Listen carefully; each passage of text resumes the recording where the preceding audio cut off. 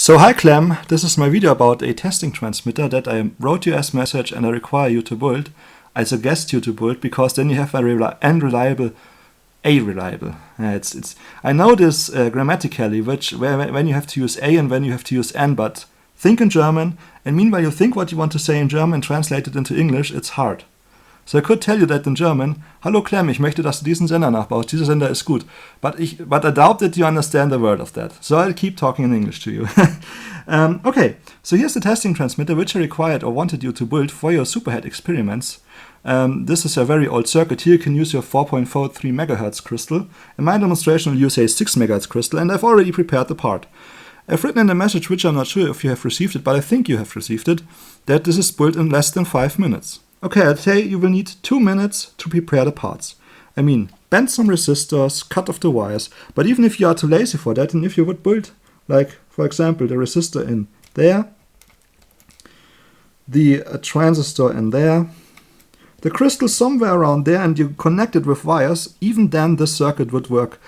Although that would be like pretty much the worst way you could build this circuit, or you could build RF circuits in general. But if you use these wires and leave them that long, it even will then work. So I say you need 2 minutes to take some resistors, bend the wires that way and cut them off with side cutting pliers or with scissors.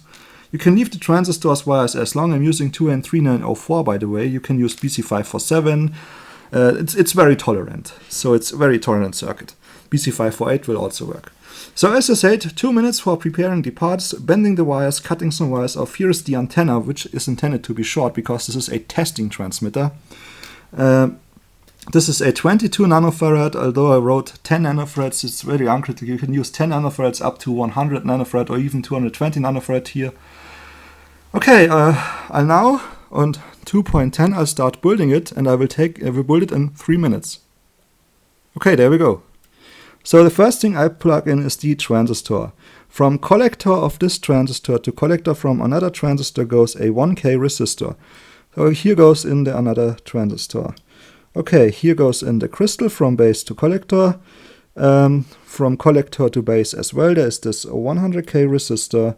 Come on, get in. The problem is my solderless breadboard is already quite dodgy. It's been used pretty well, pretty intense. Okay, here is the emitter going to ground. You can also use uninsulated wires, of course. This is not critical, but I've prepared them because they look more fancy, if you want to call it like that. So I hope I've done a test run, if you want also to call it like that, before, and I was able to build it in that time. Also keep in mind that I'm using just one hand, which is of course a little disadvantage if you want to plug in the components.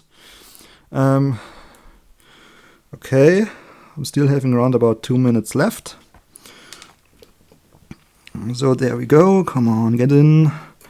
So another resistor. As I said, it needs 5 minutes of your time, of your patience, to build this transmitter, and you will have a quite reliable test transmitter. It does make a good AM signal, because you want AM on shortwave or medium wave. And on the other hand, it also is a very frequency stable due to crystal control. And of course, it also doesn't really make any annoying amount of FM. There's this electrolytic capacitor from plus to minus. It just supports the battery a little bit. I'm sorry if that went off camera, but I'm concentrating on building this thing in just 5 minutes. Okay, there we go. This is the audio inputs. Okay, this is the antenna wire, which is connected up to there. You will need to connect 2 things in one point of this breadboard, so this is the antenna. Okay, now let's connect the battery, or battery, as some people say. Come on, get in. So now the battery is connected, capacitor is in the right way. Okay, nothing popped when I turned it on, when I plugged it in. Okay, I made an error. So now it should be working. So only connect 2 alligator clips for the audio inputs. Come on. Still in the 5 minutes range. So here we go. It's ready to rock. Ready to rock. Only turn on the audio source and test if it works. So I'm still having 20 seconds, 30 seconds left, as you can see, and I say you need 2 minutes to get out your alligator clips and to prepare the components. As I said, bend some resistor wires, cut them with pliers, side cutting pliers or whatever. Anyway, now this thing is hooked up and it should work. I'll test if it works. I'm using a 6 MHz crystal. Here you can use your 4.43 MHz crystal. Here is my receiver, which you have previously seen. I'll try to hook it up. I'm using this resistor here in series. I basically can leave it away, it doesn't matter. I was just getting some hum because I have to use a power supply now. So I have to use a power supply now. Anyway, this transmitter is turned on. Now I'll try if I'll find it, if I'll receive it.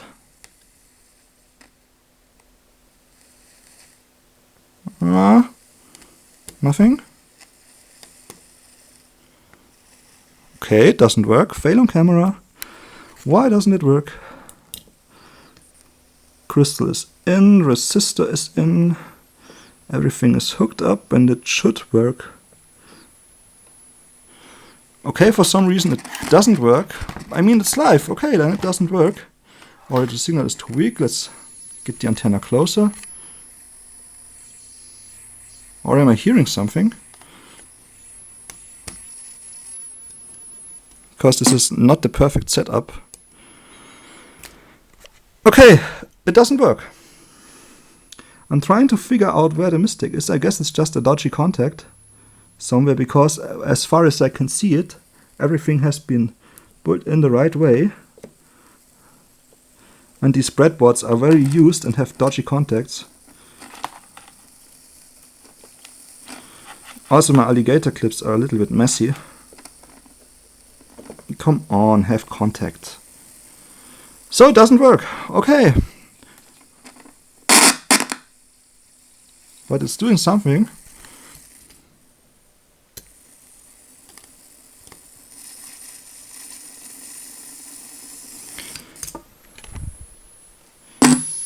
This is working with solderless breadboards that have been used a very long time. It's really making you mad. I can't get the point why it isn't working. There we go. Now it's working. I've built everything right. Just this old messy breadboard has had a dodgy contact. But as you can see, if I place the antenna a little bit further, so here's my antenna wire over this distance, I can already hear it. Although I haven't tuned it yet. I'm going to tune it. There it's peaked. You can hear this interference. You can hear it. That's not a transmitter, that's the switch mode power supply from my CD player. This is it's making very much interference overall. So this is not the transmitter. The transmitter is working fine. This is the switch mode power supply, which is causing some interference in the transmitter, in the receiver. Okay, it works. It was just a dodgy contact. There we go. I know this isn't your music taste, but this is a classic and I doubt I will get copyright issues. If I unplug the transmitter, as you can see, it's really the transmitter.